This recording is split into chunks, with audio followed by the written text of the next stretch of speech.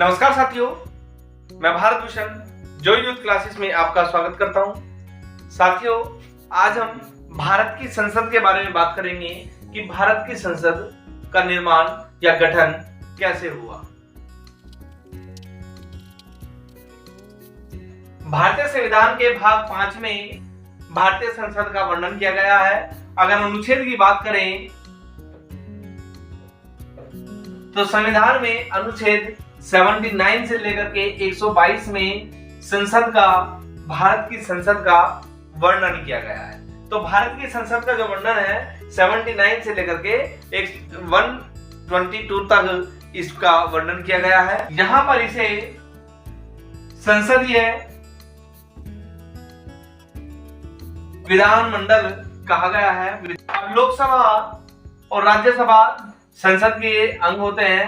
संसद या पार्लियामेंट 3 अंग होते हैं इसके। सबसे पहले राष्ट्रपति, दूसरा लोकसभा और तीसरा होता है राज्यसभा। राष्ट्रपति कार्यपालिका को देखता है। कार्यपालिका क्या है,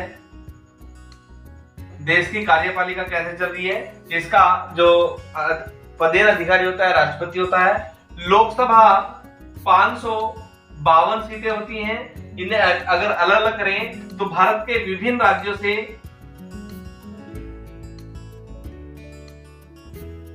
530 सदस्य चुन करके लोकसभा में पहुंचते हैं। संघ शासित प्रदेश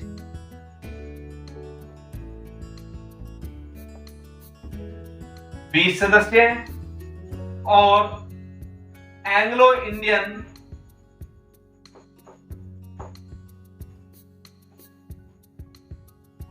2 सदस्य है। टोटल मिलाकर के 552 सदस्य लोकसभा में निर्धारित किए गए हैं। पहले इनकी संख्या 500 हुआ करती थी। जब हमारा भारतीय संविधान लागू हुआ तो इनकी लोकसभा की जो संख्या थी वो 500 हुआ करती थी, लेकिन बाद में संशोधन करके इसे 552 कर दिया गया, क्योंकि राज्यों की संख्या भी बढ़ती चली गई, संघ शासित प्रदेशों की संख्या बढ़ती चली गई, जनता की जो जनसंख्या है वो भी बढ़ती चली गई। तो अब 552 इसकी निश्चित है। 552 सदस्य संख्या है किसकी, लोकसभा की। एक एक करके तीनों पढ़ते हैं। राष्ट्रपति हमने इससे पहले पढ़ लिया। अब बात करते हैं लोकसभा की। इसे निचला सदन भी बोलते हैं।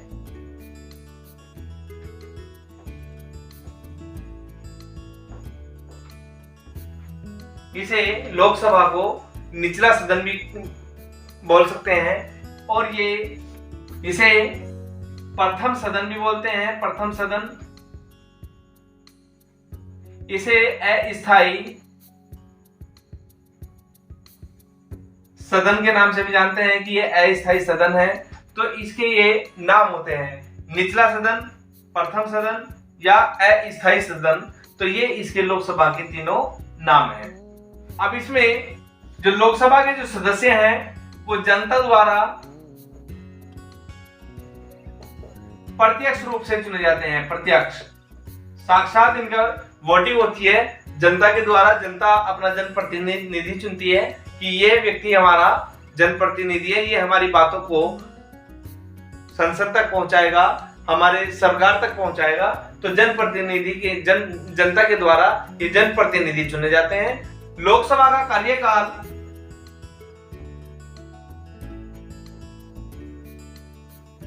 5 वर्ष का होता है, लेकिन इसे 5 वर्ष से पूर्व भी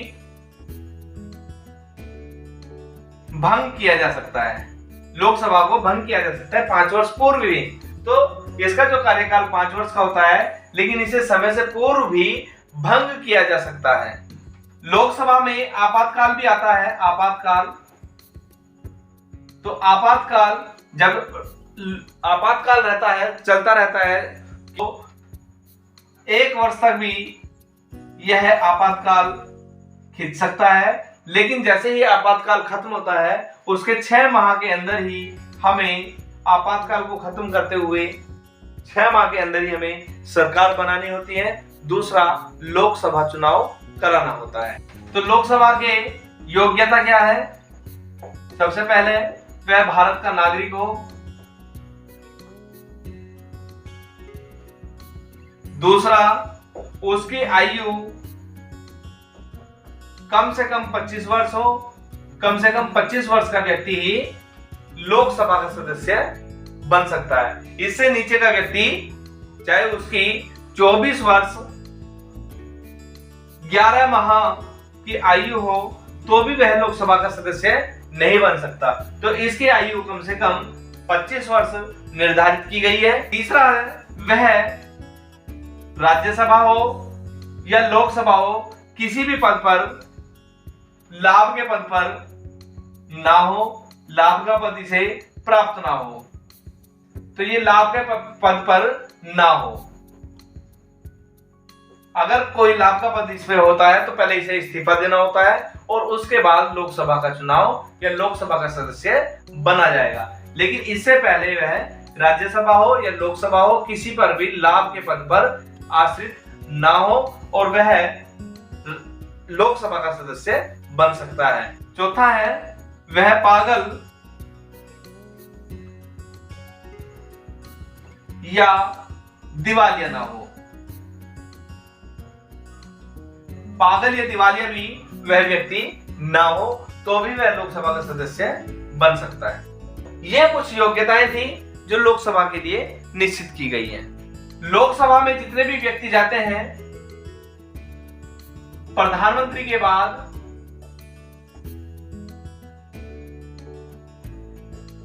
एक स्पीकर चुना जाता है। एक स्पीकर चुना जाता है जिसे हम लोकसभा अध्यक्ष के नाम से जानते हैं। इस समय कौन है? ओम बिरला। मिस्टर ओम बिरला वर्तमान में लोकसभा अध्यक्ष हैं। तो ये कौन थे? ये स्पीकर चुने गए, लोकसभा अध्यक्ष चुने गए। कब चुने गए? कि जो भी लोकसभा में व्यक्ति गए हैं उसके द्वारा पक्ष हो या विपक्ष हो, उनमें से एक व्यक्ति को हम स्पीकर चुन लेते हैं कि ये हमारे निष्पक्ष बात करेगा, ये दोनों तरफ की बातें करेगा। तो ये हमारे लोकसभा अध्यक्ष बन जाते हैं। लोकसभा के सत्र या अधिवेशन। लोकसभा के सत्र या अधिवेशन तो 3 सत्र होते हैं। बजट सत्र, दूसरा मानसून सत्र और तीसरा शरद सत्र। इन सब का वर्णन अनुच्छेद 85 में किया गया है कि अनुच्छेद 85 में इन सब का वर्णन किया गया है कि अनुच्छेद 85 में कहा गया है संसद के दोनों सत्रों के मध्य 6 माह का अंतराल होना चाहिए। लोकसभा की शक्तियां। नंबर 1 विधायी शक्ति, दूसरा संविधान संशोधन की शक्ति, संविधान संशोधन की शक्ति, तीसरा कार्यपालिका शक्ति, चौथा वित्तीय शक्ति, पांचवा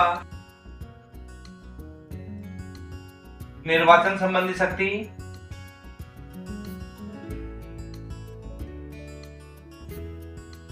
छठा न्यायिक शक्ति और सातवां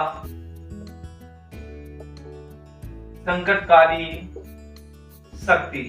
तो ये विभिन्न शक्तियां लोकसभा को प्राप्त हैं, जिसमें विधायी शक्ति, संविधान संशोधन शक्ति, कार्यपालिका शक्ति, वित्तीय शक्ति, निर्वाचन संबंधी शक्ति, न्यायिक शक्ति, संकटकालीन शक्ति।